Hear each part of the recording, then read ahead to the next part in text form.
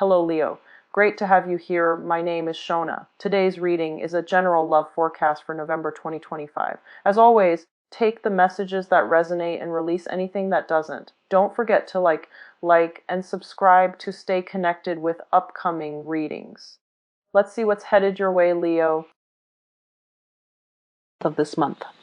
So, as your general advice for both, your love spread and also the other spread that deals with other areas of your life, I feel like whatever advice you've been giving another person, and I feel like it's a constant, like over and over and over and over again, you're giving advice to another person, and they might not have listened to what you had to say.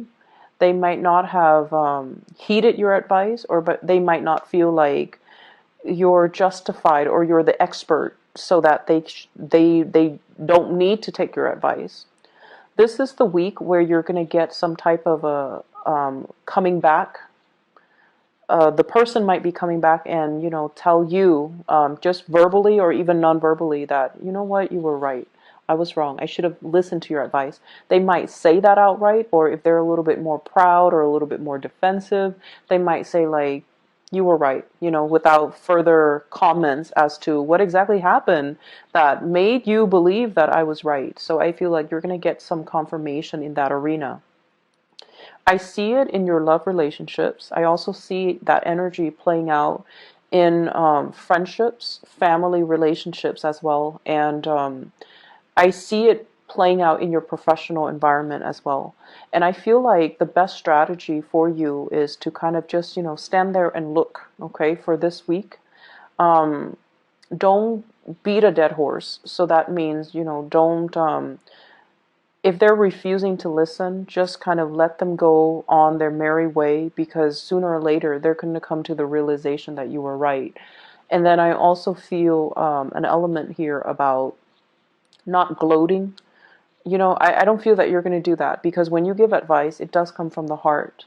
And oftentimes, no matter how much somebody frustrates you, when you care about them, that's when you will give advice. If you don't care, you wouldn't waste your time. And so you do care about someone.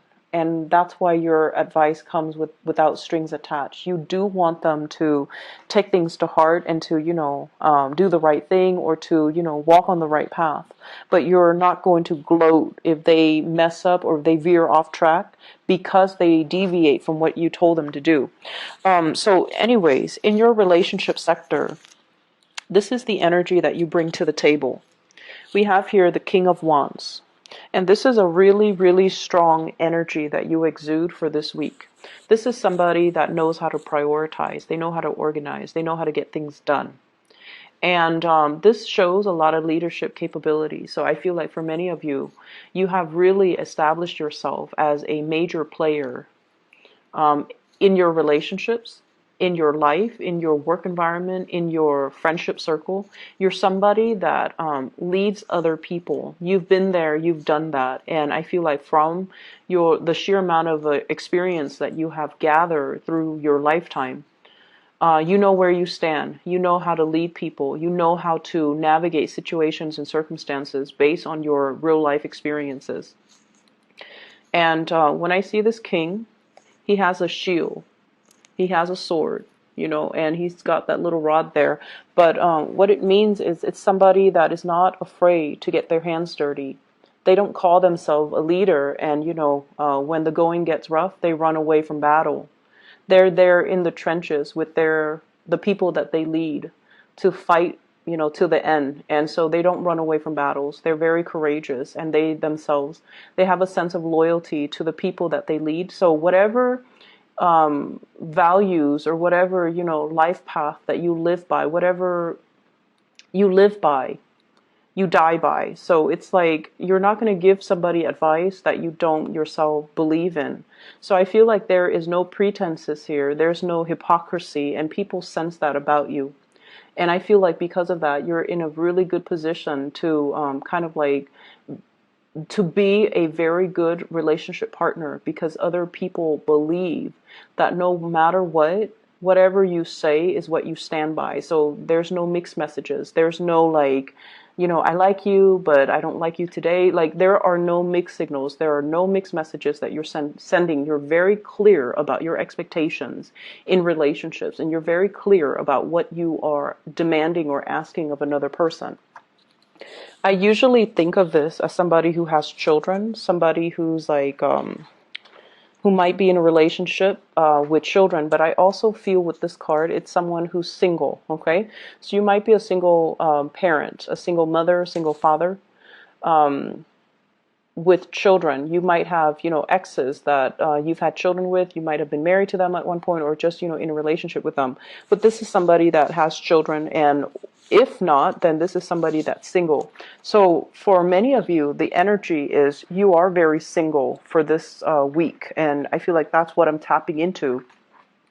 The partner you're dealing with is somebody who's a little bit more wishy-washy. So their energy is prayer will make it all better. Let's not go out and get our hands dirty. Let's just sit in one place and pray. Pray for things to get better. Pray for improvement. Pray for opportunities. And I feel like your energy is in opposition to what your partner is dealing with here with the Judgment card. And I feel like, you don't mind getting your hands dirty. You do what needs to be done because it needs to be done. And you don't wait around for opportunities. You go and grab opportunities, or you go and scavenge and find opportunities. And I feel like in the love department, you take initiative and you're very clear about dictating, hey, this is what I'm looking for in a relationship partner. This is what I really want. And whereas the other person is a little bit more like, let's wait on things. Let's wait around. Let's wait for another day. Let's wait for the right time. Let's wait for the right circumstances. I feel like they're very, very unclear about what they want. They might even believe in, divine timing, and they might even believe in like things would just magically. It's not very practical or pragmatic. You feel like their heads are in the clouds, and they're really not manifesting and making things happen for themselves. And yes, the Judgment card is all about contact. There's communication back and forth between you and this person. But I also feel like you have given them advice. You have told them, you should do this, you should do that. And they're like, no, let's wait. Let's just let me sort things out on my end. Or, let me just do this other thing. And they never get around to doing what they're supposed to, or they never get around to doing what you have advised them or counseled them on. And as a result of it, dealing with them can be a little bit frustrating because they're not taking the initiative. They're not as grounded, and they don't grab opportunities when opportunities come calling. And so they let a lot of opportunities pass them by. The interaction between you and your partner, I have here the Nine of Wands. And the Nine of Wands mainly dictates your energy as the fire sign. Okay, so the Nine of Wands is like somebody who's battle weary, and they're not sure, like, should I keep plugging away at this? It doesn't seem like there's any movement. Or should I cut my losses and try to move away? And in the traditional Rider-Waite deck, it's that man with the bandage on his head, and he's got 9 rods, and he's kind of battle weary, and he's just kind of paranoid. What I feel, though, is you're assessing, you're being pragmatic. You're being, like, strategic as well. Do I plug away at this relationship? Do I continue giving them advice? Do I continue to, play the role of the father, even though they're supposed to be my relationship partner? Do I take on this maternal, take them under my wings and take care of them and just protect them? Or do I need to find myself another partner? So I feel like for some of you, single or not, you might have a love interest that's a little bit, they're just very different from you. But I do see this element about you giving advice over and over and over again, and they're not really taking the bait, or they feel like, oh, I'll just wait it out. Everything's going to work itself out, and they don't really, it basically absolves them of having to take initiative for their own life. So I do feel somebody that has been through, I feel, their fair share of disappointment. So for example, if it's a partner and they're not able to get a job, right? Just an example. If they're not able to get a job and you tell them, for you, it's very easy because you come from a different space. But I feel like for them, it's a little bit more difficult because they've gone through possibly, months of interviewing and never getting called back. And then they've gone through like a lot of resume revision, right? And they're tired. And just think about it. If it's like, if someone has gone through 9 interviews, right? All from different companies, all with different people, and they have been turned down 9 times. I mean, at the end of the day, it's really hard to say that, oh, I'm not qualified for the job. I feel like the reality of it is they don't like me. 9 separate companies, 9 separate interviewers, 9 separate situations didn't want me. It's very tragic for the ego. It's very demoralizing. And I feel like that's similar to the space that your partner is dealing with or coming from, where there's something that they're not able to admit to themselves. And I feel like when it's denial, or when it's like, things that they're glossing over, whoever it is, they have to come to terms with it on their own time, and they have to come to terms with it in their own way. And so you can talk and advise and, tell them till you're blue in the face. But until they're able to admit these certain things about themselves, it's really hard for them to make changes, right? It's really hard for us to make changes when we're in denial. And so I feel like, for some of you, this might play out in the realm of, my partner is not able to get a job. And I told my partner, do this, do that, but they're not listening, and you're getting frustrated. And I just want you to understand what your partner is dealing with potentially. And then for others, it's sort of like you might have a partner that's very naive, and their head is just in the clouds. They're distracted. They might seem like they're always, they're always late. They don't seem like, they might be always late. They might be very, very just,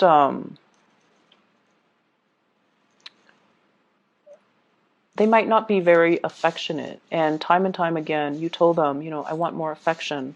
I want things to change. I feel very much by myself, like I'm a single person, even though I'm dating you.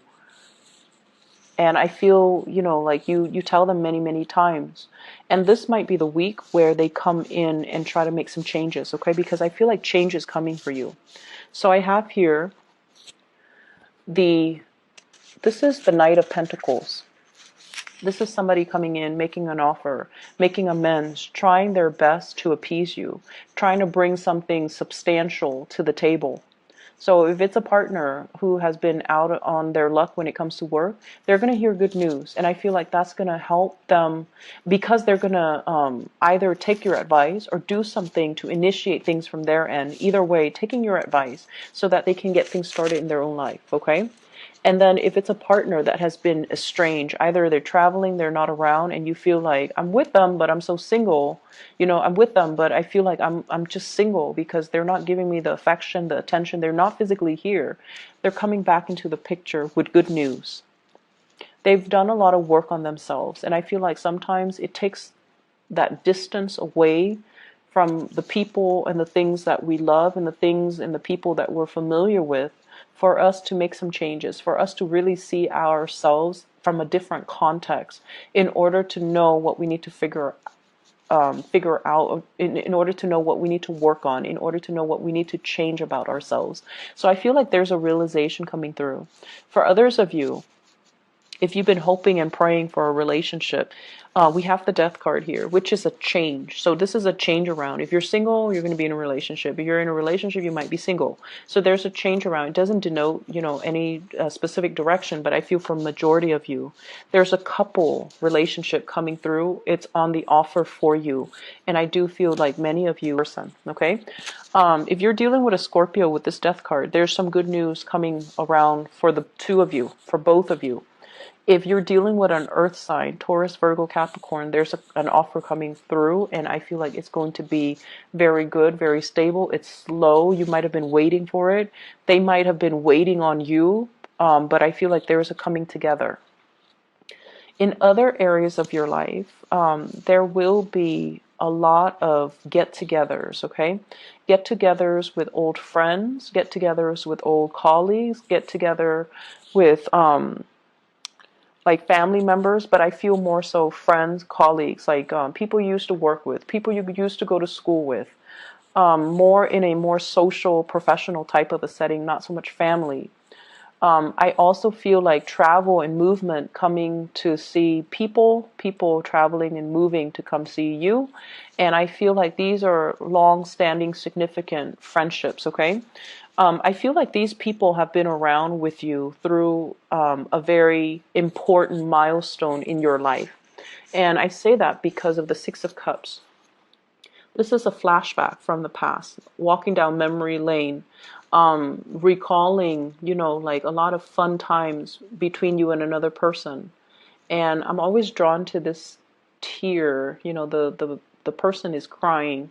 So it's like really good times to be had, reunions with other people, and it's linked up with the Three of Cups, which is social engagement, social outings, being the life of the party, and hearing really, really good news about the people that you've used to, hang around with, or hearing through the grapevines like, oh, so and so is doing this, so and so is married, so and so has a baby, things like that. And I feel like it's a really, really nice like walk down memory lane.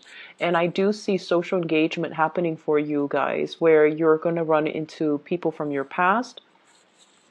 All are good people. I don't see like, the past coming back to haunt you. And I feel overall you have so much career and achievements and, just positivity in your financial and professional sector, that sometimes when we don't want to go to high school reunions, or we don't really want to meet up with old friends if we feel like we haven't made it, right? So some of us, and I feel for you guys especially, the fixed signs, you, Scorpio, Taurus, and Aquarius, you want your career to speak for you. You want to be like, hey, the envy of the party. And I feel like if you haven't made it professionally, you're very weary about these reunions. But I feel like right now you're in a good space.